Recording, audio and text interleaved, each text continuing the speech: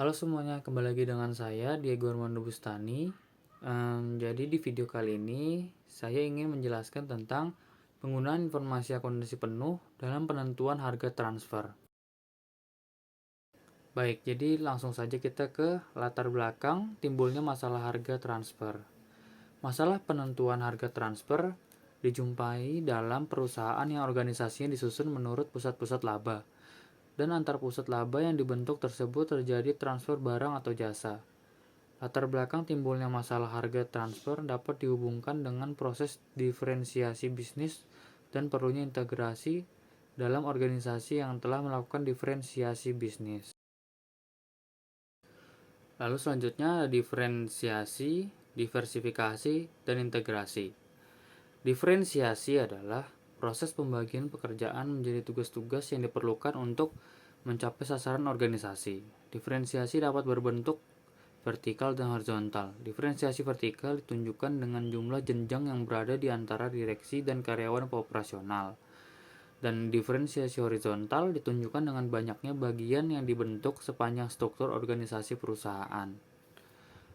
Lalu diversifikasi merujuk pada strategi perusahaan untuk mengurangi risiko dengan menginvestasikan sumber daya dalam berbagai jenis aset atau bisnis yang berbeda. Dan diversifikasi juga dapat dilakukan oleh manajemen dengan alasan sebagai berikut. Yang pertama, ada keputusan dilakukan oleh manajer yang dekat dengan masalah yang dihadapi. Lalu yang kedua, diversifikasi memberikan otonomi bagi manajer tingkat bawah sehingga menaikkan moral kerja. Harga transfer mempunyai peran ganda. Di satu sisi, harga transfer mempertegas diversifikasi yang dilakukan oleh manajemen puncak. Di sisi lain, harga transfer berperan sebagai salah satu alat untuk menciptakan mekanisme integrasi. Lalu integrasi merujuk pada penggabungan berbagai aspek dan informasi dalam proses pengambilan keputusan manajemen. Hal ini melibatkan penggabungan data keuangan, operasional, dan non-keuangan agar manajer dapat membuat keputusan yang lebih baik dan efektif.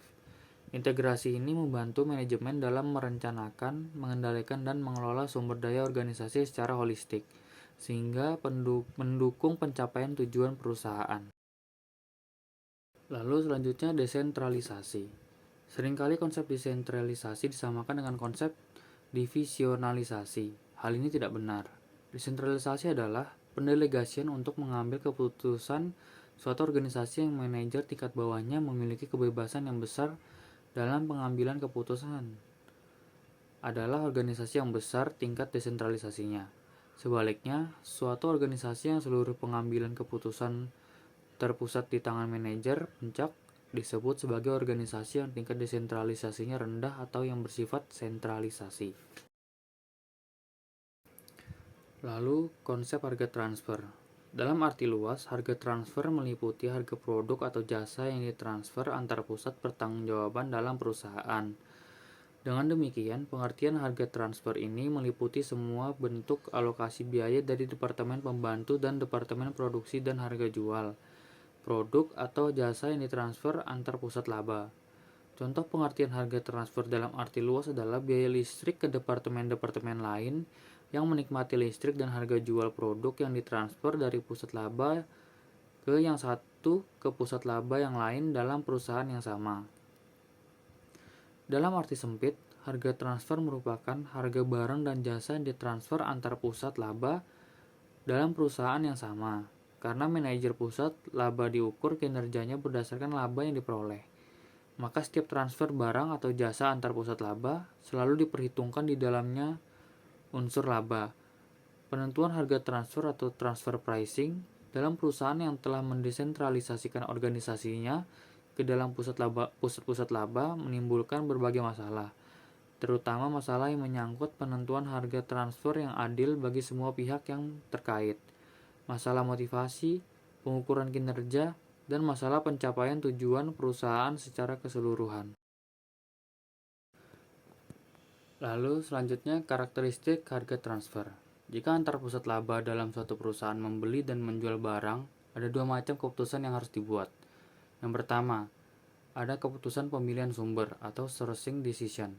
Keputusan ini melibatkan pemilihan dari mana divisi atau departemen dalam perusahaan akan membeli produk atau jasa yang mereka butuhkan. Beberapa karakteristik harga transfer yang perlu diperhatikan dalam konteks ini adalah yang pertama, keadilan atau fairness. Harga transfer harus adil bagi kedua belah pihak, yaitu divisi yang menjual dan divisi yang membeli. Ini berarti harga transfer tidak boleh terlalu tinggi atau terlalu rendah, sehingga salah satu divisi merasa dirugikan. Yang kedua ada pasokan dan permintaan, supply and demand.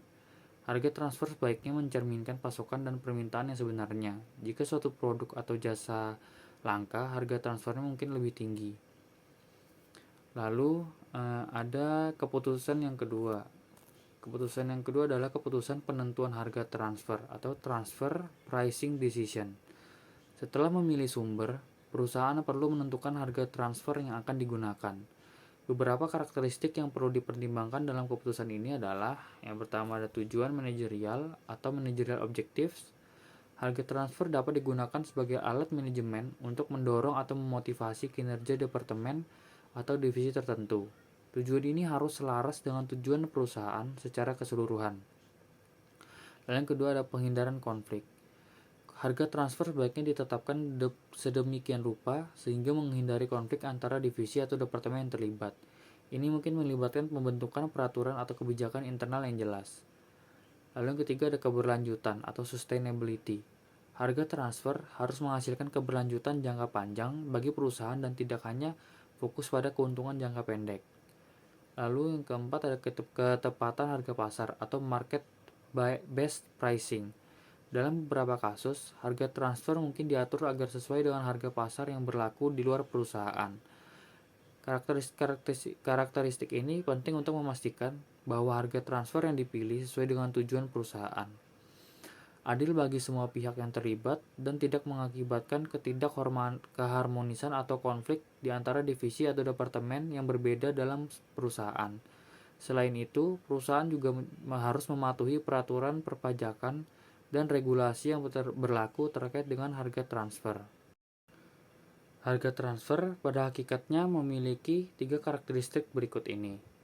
Pertama, masalah harga transfer hanya timbul jika divisi yang terkait diukur kinerjanya berdasarkan atas laba yang diperoleh mereka, dan harga transfer merupakan unsur yang signifikan dalam membentuk biaya penuh produk yang diproduksi di divisi pembeli.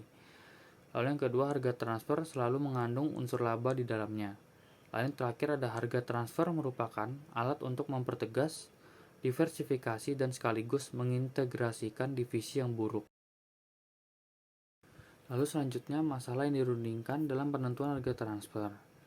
Karena setiap divisi yang dibentuk perusahaan yang diukur kinerjanya atas dasar laba yang diperoleh masing-masing, maka dua masalah yang selalu dirundingkan oleh divisi penjual dan divisi pembeli adalah yang pertama, ada dasar yang digunakan sebagai landasan penentuan harga transfer.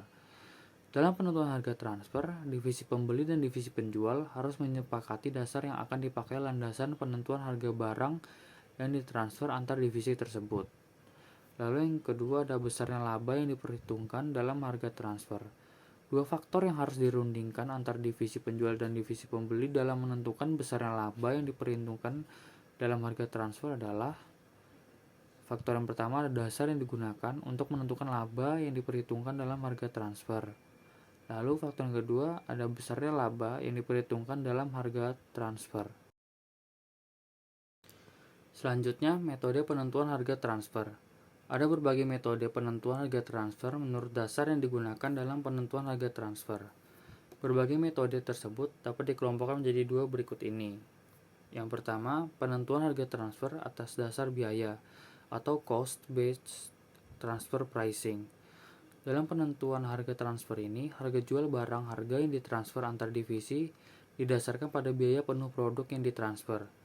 Biaya penuh yang dipakai sebagai dasar penentuan harga transfer dapat dipilih dari dua macam biaya, yaitu biaya penuh sesungguhnya dan biaya penuh standar. Biaya penuh yang dipakai sebagai dasar penentuan harga transfer dapat dihitung dengan metode full costing, variable costing, dan activity based costing.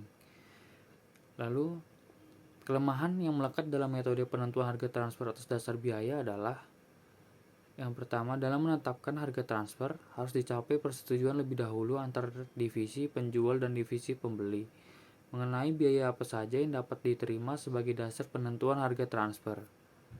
Sebenarnya sangat sulit untuk menentukan laba atau return on investment yang wajar bagi divisi penjual. Lalu penentuan harga transfer atas dasar harga pasar atau market based transfer pricing. Jika produk yang ditransfer antar divisi di dalam perusahaan mempunyai harga pasar, pada umumnya harga pasar tersebut merupakan dasar yang adil, terutama dipandang dari sudut pengukuran kinerja. Harga pasar tersebut merupakan biaya kesempatan baik bagi divisi pembeli maupun divisi penjual.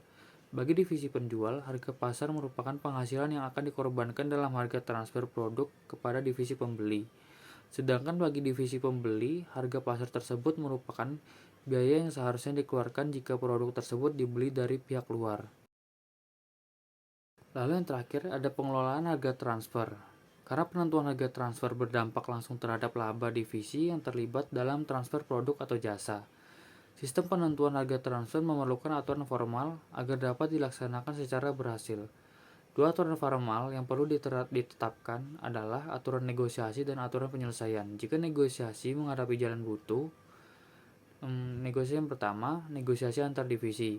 Jika pembentukan divisi disertai dengan desentralisasi, wewenang manajemen puncak, penentuan harga transfer tidak ditetapkan oleh manajemen puncak, namun merupakan hasil negosiasi antar manajer divisi yang terlibat dalam transfer barang atau jasa. Jika wewenang penentuan harga transfer masih di tangan staf manajemen puncak, manajer divisi tidak ditetapkan dalam posisi yang dapat mengendalikan pendapatan dan biaya divisinya. Dengan demikian, kondisi ini akan mengakibatkan laba divisi tidak dapat dipakai sebagai pengukur yang baik kinerja manajer divisi. Lalu yang kedua ada arbitrase. Bagaimanapun, rinci aturan negosiasi yang telah disepakati oleh divisi yang terlibat, suatu saat akan terjadi jalan buntu dalam perundingan penentuan harga transfer. Oleh karena itu, perlu disusun prosedur untuk menengahi perselisihan yang terjadi antara divisi penjual dan divisi pembeli. Maka lembaga arbitrase perlu dibentuk. Lembaga arbitrase bertanggung jawab untuk menyelesaikan perselisihan yang timbul dalam penentuan harga transfer. Lalu menelaah perubahan sumber pengadaan, dan yang terakhir mengubah aturan harga transfer jika diperlukan. Sekian video dari saya. Mohon maaf jika ada salah-salah kata. Lalu jangan lupa di like, komen, dan di-share ke teman-teman kalian. Lalu subscribe channel ini. Terima kasih sudah menonton. Bye.